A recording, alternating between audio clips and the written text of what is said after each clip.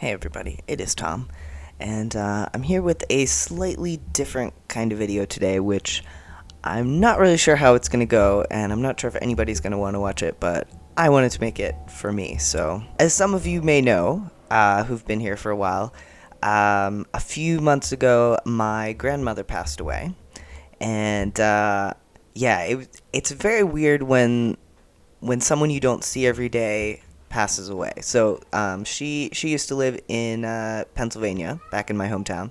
Darla is meowing very loudly in the background. Yes. Anyway, so my grandma lived in my hometown in Pennsylvania her whole life. Cats are being crazy in the background. We're just gonna roll with it. Um, and because I live in Chicago, obviously, and we're still in the midst of pandemic times, I didn't get to see her very often. We would trade emails all the time and talk on the phone a lot, and really just.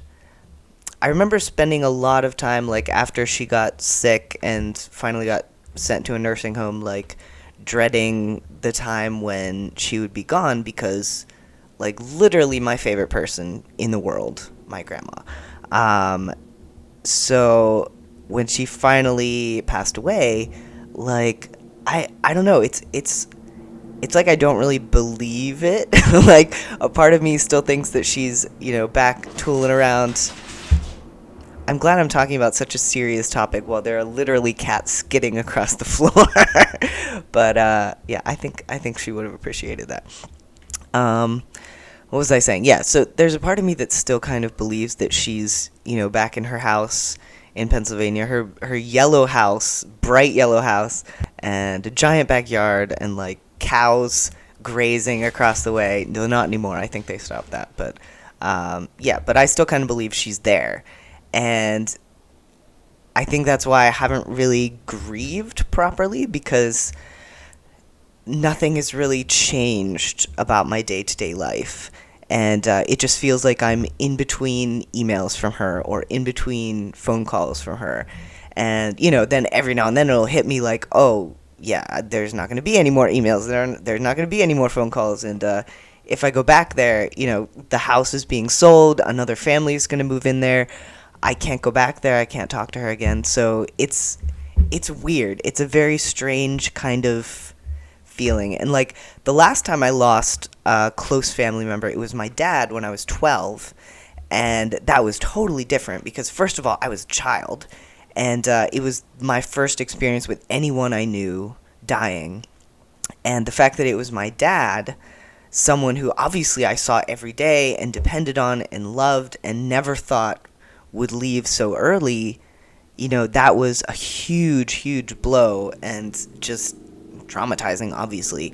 But now I don't know, like, I'm not sure what I need to do to grieve properly. I've been saying that I'm microdosing grief because, like, I'm just sort of living my life, and every now and then I think about my grandma and get a little sad, and then I keep going, I keep living my life. So I don't know if it's gonna hit me at some point, like with my dad. I don't think I grieved very well for him either. I just kind of pushed it away as best I could because it was such a huge thing. And then when I was in college, I saw an episode of Buffy, which, if you've seen Buffy, you know what I'm talking about, where a parent of one of the main characters dies, and I just lost it. I was just like sobbing and, like crying out for my dad, and like, oh, it was terrible. So I don't know if something like that's going to happen for me with my grandma or if this is just how it's going to be. But regardless, I wanted to kind of make a little video sort of about her and about what an amazing person she was because I just woke up this morning wanting to do that. So, yeah. But yeah, so a little bit about my grandma. So she was very religious, but I would say she was an example of how to do religion right. Like, super Christian, went to church every Sunday. That was her main social circle. She helped out with all these things. She gave, not lectures, but like she would speak in front of her women's group and things like that. But the things she was speaking about were like equality and rights. And when when I at age, how old was I then? I don't know, but in my early 20s I published my first book, and it was a rather racy gay romance. And my grandma was first in line to buy that book, and she read the whole thing, like sex scenes, blowjobs. She read the whole thing, and then reported back to me about what she liked. And yeah, and then in that same email, she said, you like writing about gay people. Are you gay? Just, no judgment. She was just like, yeah, actually, redacted is gay, and I don't know if you knew that or not, but if you are, that's totally fine. And I wrote back and was like, yeah, actually, I'm bisexual. Since then, I've clarified that to panromantic demisexual, but nonetheless, like, she was totally fine with it. From the start, like, no judgment. And every time I went over to her house, through my whole childhood, and like after my dad died and we had to sell our house because we lived in this huge house in the middle of the woods, and it was just too much for my mom to deal with on her own, so we sold it and moved to the suburbs. And like in between selling the house and moving into the new house, which was being built, we lived with my grandparents. And so like, that's pretty heavy stuff, like losing your dad at age 12, and then losing the house you've grown up in and having to move into a house that is not your own. But my grandma just made it just wonderful. Like, the whole experience was great. It was one of the best. We only lived there for like a few months during the summer, and it was one of the best times. My grandma was just the best. Like, you walk into her house and hugs and feeding you, and there's always cookies, like mountains of cookies for no apparent reason. She just baked tons of cookies. They're just there, and we would play board games and like, talk about stuff and play Scrabble and go for walks. Like, we would walk just all over the place, all through the woods. If we found a vine in the woods, we would swing on it, and that was fun. Oh, and also, one of the stories that she always told me, because, one of the things that my grandma and I shared was that we both were really into detective stories as kids. Like, when I was a kid, I wanted to be Maxwell Smart from Get Smart, because I would watch that show on Nick at Night, and I really wanted to be a spy or a detective of some kind. And I also read all the Nancy Drew books, because that's what you got to do when you're a kid. And my grandma, when she was a kid, she was obsessed with detective stories and Nancy Drew also. And her dad, who I never met because he died before I was born, but he was apparently really cool. And like, he would humor her. So like, they would be driving along, and she would just say, "Follow that car," and he would do it. And they would act like they were spies or detectives trying to figure out what was going on. And one time, unfortunately, they ended up following some guy into his driveway and then having to be like, "Doo-doo-doo, nothing happening here," and drive away. But yeah, that's one of the stories that she would always tell me. So my grandma, so she went through some pretty rough times towards the end of her life. Like, she got breast cancer about 10 or 15 years ago, which is not close to now, but she had breast cancer. She had to have a double mastectomy, and through the whole thing was just very optimistic and like, always coming out with these, like, she used to always say, "Don't sweat the small stuff, and it's all small stuff," and stuff like that. Or just her catchphrase was, "Whatever," where she would just say like, "Well, things suck, but oh well, let's just move on, let's just keep going." So she kept a really positive outlook through the whole thing. And then my grandpa ended up getting dementia, and she was his primary caretaker for years and years and years, until he had to be put into a nursing home because she just couldn't physically like carry him here and there to get everything done. So so that must have really taken its toll on her. And then he died a few years ago, and then after that, shortly after that, she was diagnosed with the lung condition that ended up, she had to be put on oxygen. And that's why she ended up in a home, and then eventually passing away from that. So like, she went through a lot of stuff, but through the whole thing, she was just always positive, and sending me all these jokes. Like, I have one of the emails that she sent me, which I'm gonna open up. Yeah, so she sent this to me on December 4th, 2021. So the title is Bonjour for some reason. And she says, "Top of the morning to you. I must be feeling Irish today. Two jokes for you today. A little boy and his mom and dad were eating dinner. The little boy says to his dad, 'Are bugs good to eat?' His dad said, 'That is disgusting. We don't talk about things like that when we are eating.' After dinner, his dad said, 'So, son, what was it you wanted to talk about?' The boy says, 'Nothing now. There was a bug in your soup, but it's gone now.'"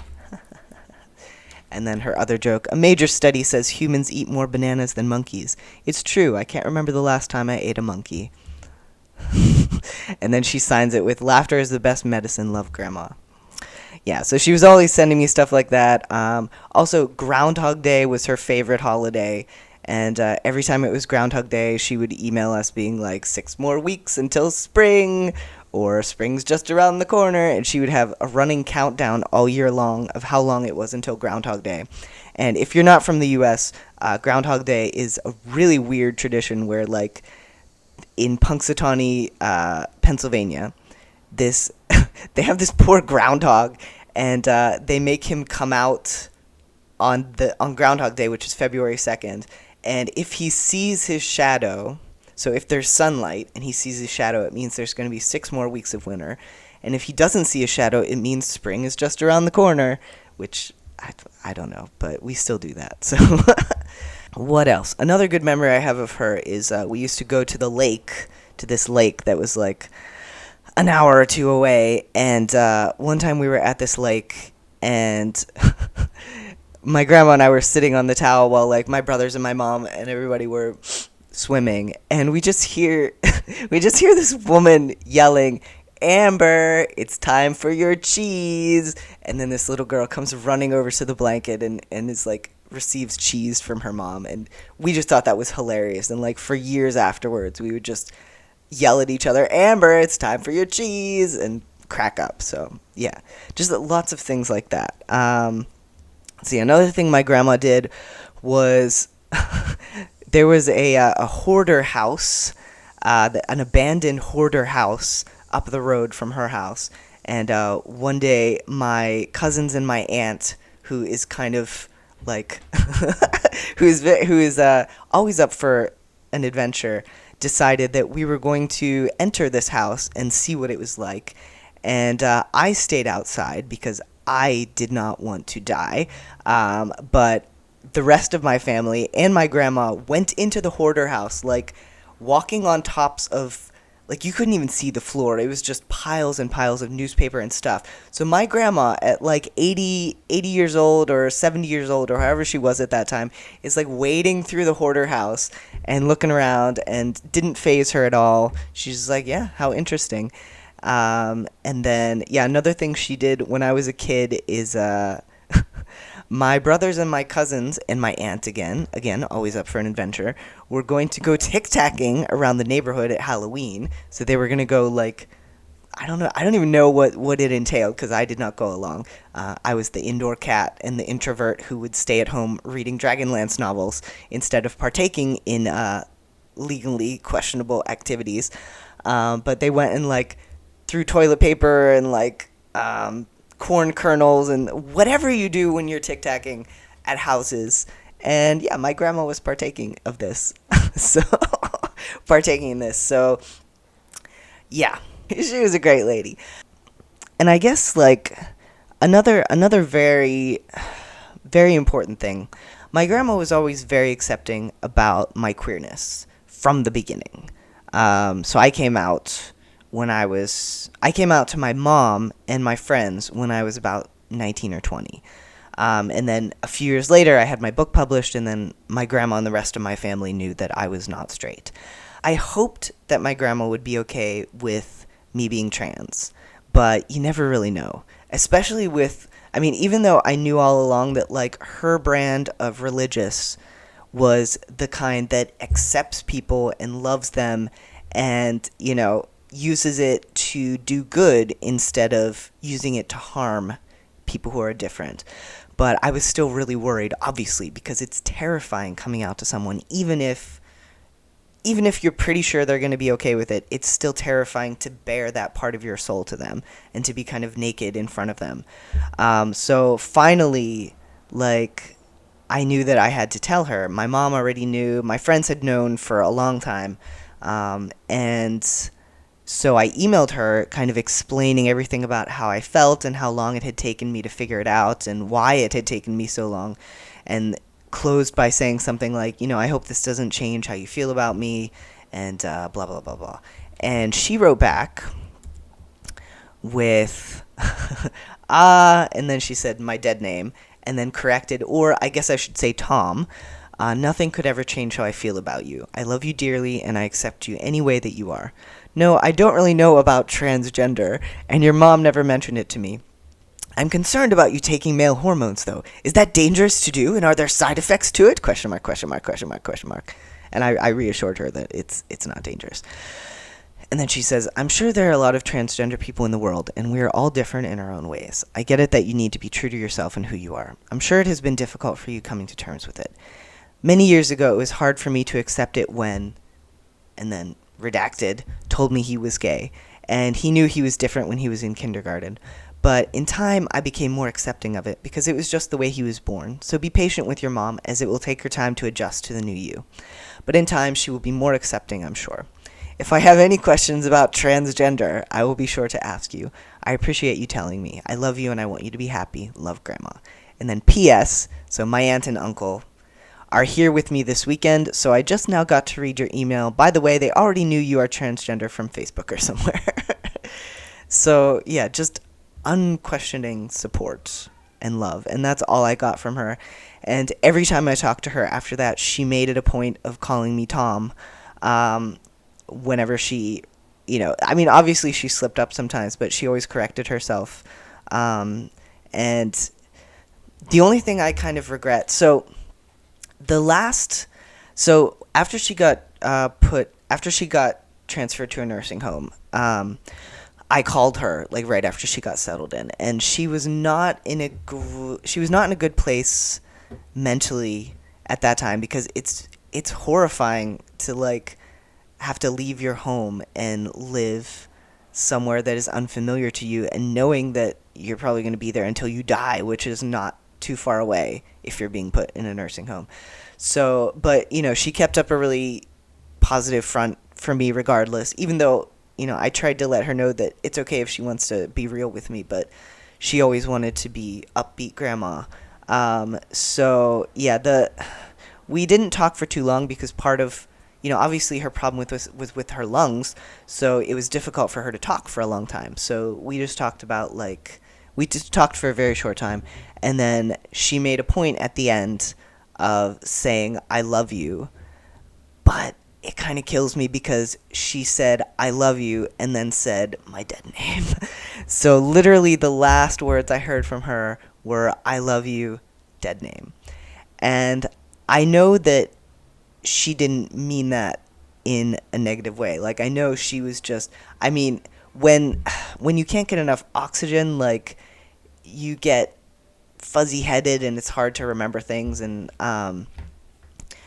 so, like, I know that she meant, I love you, Tom, but it's still kind of hard to deal with the fact that that was the last thing she said, So I'm trying to focus on the I love you part and not on the dead name part, but that's just how it is.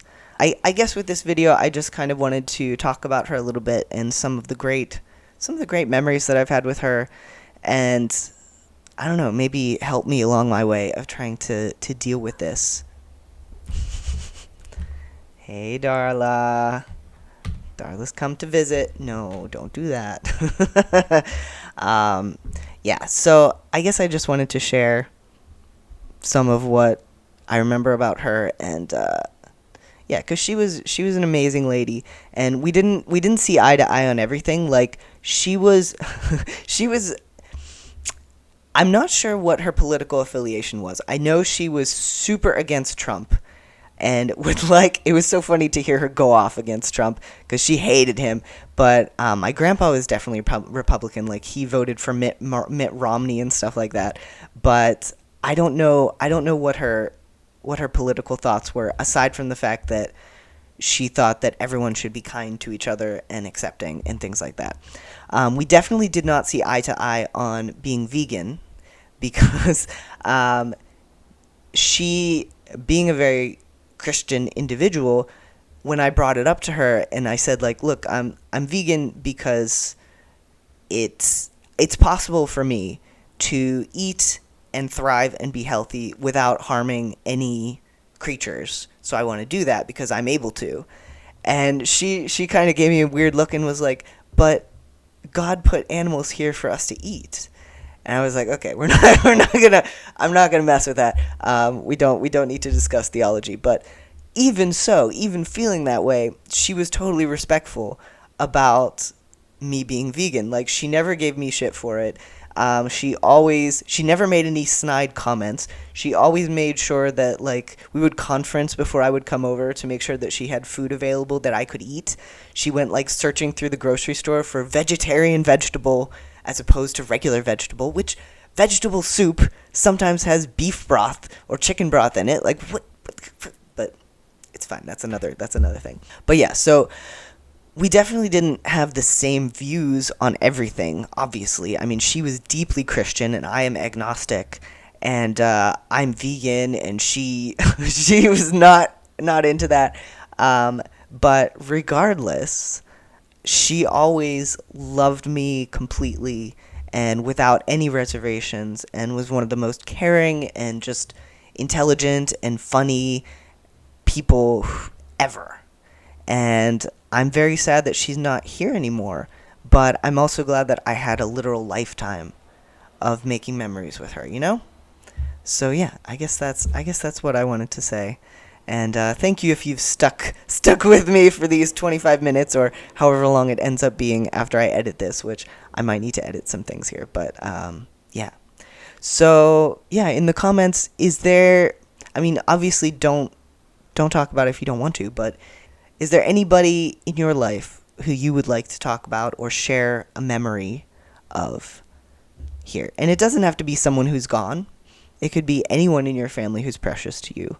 But yeah, tell me about somebody in your family who you have some great memories with, or something that you want to share. And that's all. Okay, well, I hope everybody's having a great day or night or whatever time it may be. And yeah. I'm gonna go do things that I have to do because it's the morning and I have a whole day ahead of me. So, all right. Thanks again for watching, and I will see you next time.